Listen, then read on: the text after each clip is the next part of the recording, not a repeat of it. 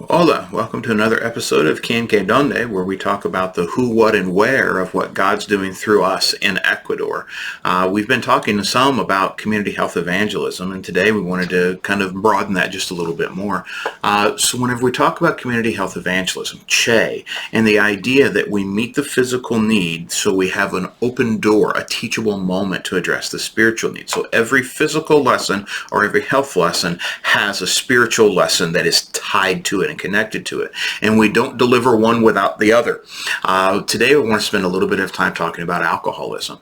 We've talked about parasites, we've talked about lack of access to clean water, but the result of that is that many people will drink chicha, which is the kind of the local homebrew fermented beverage, because the alcohol has at least some anti-parasitic or antibiotic effects within that drink. But the downside of that is that this region where we're going to be working has the highest rates of alcoholism in that whole section of South America. And whenever we see that really debilitating effects of alcoholism, the effects that it has on relationships, but the effects that it just has physically, it opens the door and allows us to talk about sin.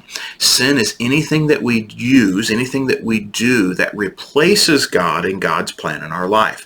And so clean water may be God's plan, but rather than to clean the water that we have access to, we replace it with alcohol. That's similar to what we do with sin. Another outgrowth of that is to be able to talk about healthy relationships. In Ecuador, people very much value their kids.